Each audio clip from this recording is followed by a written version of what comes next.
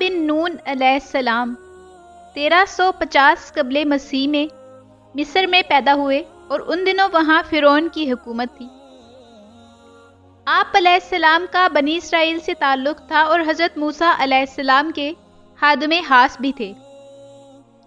چنانچہ ان کی حیات طیبہ کے واقعات میں آپ کا ذکر کثرت سے ملتا ہے۔ روایات کے مطابق آپ حضرت یوسف علیہ السلام کے پڑپوتے تھے۔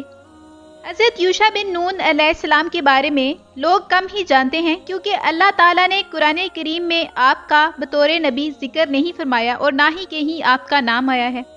لیکن سورہ کاف میں 2 جگہ پر حضرت موسیٰ علیہ السلام کے ساتھ ایک نوجوان رفیق خاص کا ذکر آیا ہے، اور صحیح بخاری میں حضرت ابی بن کعب رضی اللہ عنہ سے روایت ہے کہ حضور اکرم صلی اللہ علیہ وسلم نے فرمایا کہ وہ یوشع بن نون ہی ہیں۔ حضرت موسیٰ علیہ السلام اللہ تعالیٰ کے حکم سے بیت المقدس آزاد کروانے کے لیے قوم عمالقہ سے جہاد کرنے گئے تو بنی اسرائیل نے لڑنے سے انکار کر دیا اور کہا کہ تم اور تمہارا پروردگار لڑو، ہم تو یہیں بیٹھے ہیں۔ اللہ تعالیٰ نے اس سرکشی پر انہیں صحرائے طیہ میں قید کر دیا، جہاں وہ 40 سال تک بھٹکتے رہے۔ حضرت موسیٰ علیہ السلام، حضرت ہارون علیہ السلام اور حضرت یوشع بن نون بھی ان کے ساتھ تھے۔ بنی اسرائیل کے وہ تمام لوگ جنہوں نے جہاد سے انکار کیا تھا، اس طویل عرصے میں مر کھپ گئے۔ پھر اللہ تعالیٰ نے حضرت موسیٰ علیہ السلام کو جب حکم دیا کہ بنی اسرائیل کے 12 قبائل میں سے ہر قبیلے کا ایک نقیب مقرر کر دیں اور انہیں اپنے قبیلے کی قیادت اور رہنمائی، جہاد کی تربیت اور دیگر معاملات کی ذمہ داری دے دیں، تو دراصل یہ ساری تیاری قوم عمالقہ سے جہاد کے لیے تھی۔ قرآن کریم میں ارشاد باری تعالیٰ ہے، اور اللہ نے بنی اسرائیل سے عہد لیا اور انہی میں 12 سردار بنائے، اور اللہ تعالیٰ نے فرمایا میں تمہارے ساتھ ہوں،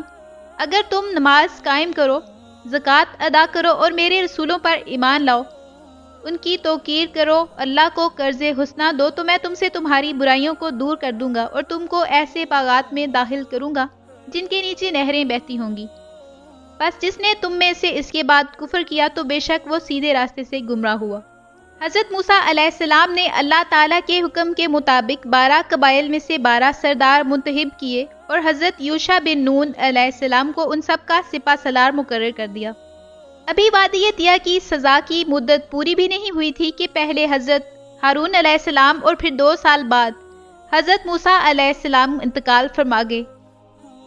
پھر حضرت موسیٰ علیہ السلام نے انتقال سے پہلے حضرت یوشع بن نون علیہ السلام کو اپنا جانشین اور خلیفہ مقرر فرما دیا تھا۔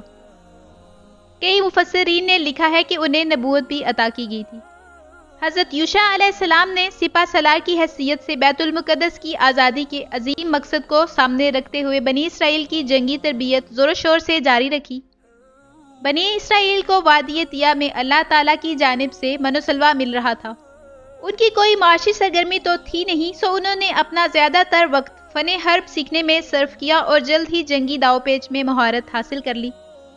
صحرائے طیہ میں قید کے 40 سال پورے ہوئے تو اللہ تعالیٰ نے حضرت یوشع علیہ السلام کو حکم دیا کہ بنی اسرائیل کو ساتھ لے کر ارض مقدس کی جانب جاؤ اور قوم عمالقہ اور دیگر سے جہاد کر کے اپنے آباء و اجداد کی سرزمین آزاد کرواؤ۔ بنی اسرائیل کی نئی نسل کو اپنے بڑوں کے جہاد سے انکار کی غلطی اور اس کی پاداش میں قید کا احساس تھا، اور پھر بیت المقدس ان کا اپنا وطن بھی تھا، لہٰذا وہ خوشی خوشی جہاد کے لیے تیار ہو گئے۔ جس وقت حضرت یعقوب علیہ السلام اپنے 11 بچوں کے ساتھ کنعان سے ہجرت کر کے حضرت یوسف علیہ السلام کے پاس مصر جا رہے تھے، اس وقت ان کے ساتھ خاندان کے صرف 70 افراد تھے، اور اب بنی اسرائیل لاکھوں کی تعداد میں حضرت یوسف علیہ السلام کے پڑپوتے حضرت یوشع علیہ السلام کی قیادت میں اپنے آباء و اجداد کی سرزمین مشرک اقوام سے آزاد کروانے جا رہے تھے۔ حضرت یوشع علیہ السلام بنی اسرائیل کو لے کر وادی طیہ سے نکلے تو اس وقت آپ کے ساتھ بنی اسرائیل کے 12 قبائل کے 6 لاکھ سے زیادہ افراد تھے۔ حضرت یوشع علیہ السلام نے ان سب کے ساتھ نہر اردن پار کی اور اریحا کے مقام پر پہنچے،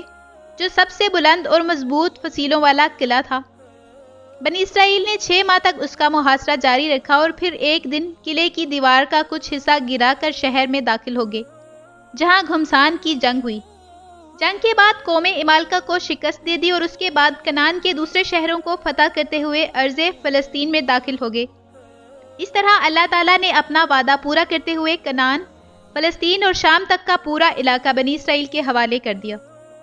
علامہ ابن کثیر نے لکھا ہے کہ اس جنگ میں بے شمار مال و دولت ہاتھ آیا، 12,000 مردوں اور عورتوں کو طے کیا گیا، بہت سے بادشاہوں سے جنگ چھڑی، اور کہا جاتا ہے کہ حضرت یوشع علیہ السلام نے شام کے 31 بادشاہوں پر غلبہ پایا تھا۔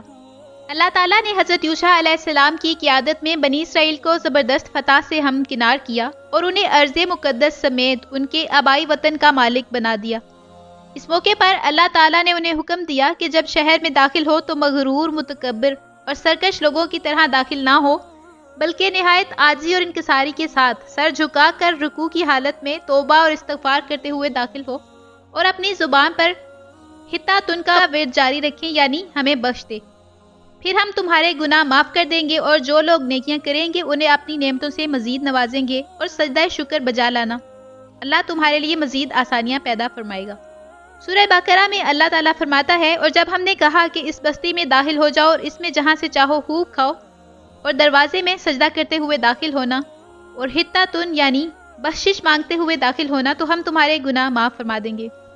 حضرت یوشع علیہ السلام نے بنی اسرائیل کو اللہ تعالیٰ کے یہ احکامات بتائے، واعظ و نصیحت کی اور انہیں ان احکامات پر عمل کی تاکید فرمائی، لیکن سرکشی اور ناشکرا پن تو بنی اسرائیل کی سرشت میں شامل تھا۔ چنانچہ انہوں نے حضرت یوشع علیہ السلام کی ہدایات کی پرواہ نہ کی اور اللہ کے حکم کی نافرمانی کرتے ہوئے توبہ اور استغفار کی بجائے غرور و تکبر سے اکڑتے، اتراتے اور مذاق اڑاتے ہوئے شہر میں داخل ہوئے۔ بنی اسرائیل کا ناشکرا پن، تکبر، سرکشی، بغاوت اور نافرمانی ایک بار پھر اللہ تعالیٰ کی ناراضگی کا سبب بنی اور ان پر عذاب نازل کیا گیا۔ صحیح بخاری میں حضرت ابو ہریرہ سے روایت ہے کہ رسول اکرم صلی اللہ علیہ وسلم نے فرمایا، بنی اسرائیل کو یہ حکم دیا گیا تھا کہ شہر میں نہایت عاجزی سے داخل ہوں اور اپنی زبان سے حتیٰ تن کہتے جاؤ، یعنی استغفار کرتے رہو، لیکن انہوں نے یہ کیا کہ زمین پر گھسیٹتے ہوئے داخل ہوئے اور حتیٰ تن کو چھوڑ کر حبۃ فی شعرہ یعنی دانہ بالی کے اندر ہے کہنا شروع کر دیا،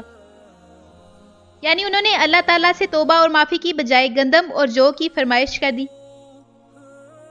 اس سے ان کی سرکشی اور احکام الہی کا مذاق اڑانے کا اندازہ کیا جا سکتا ہے۔ اصل میں جب کوئی قوم اخلاق اور کردار کے لحاظ سے زوال پذیر ہو جائے تو وہ احکام الہی کا مذاق اڑانے لگتی ہے، غرور و تکبر، سرکشی اور نافرمانی میں مبتلا ہو جاتی ہے،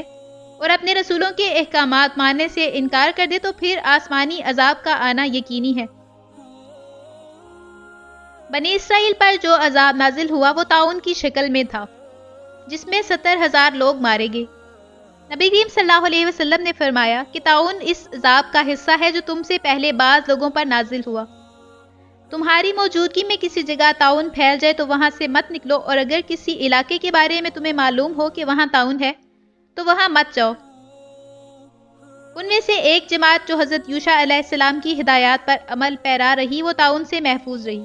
حضرت یوشع بن نون علیہ السلام کو اللہ تعالیٰ نے عظیم کامیابیوں سے ہمکنار فرمایا۔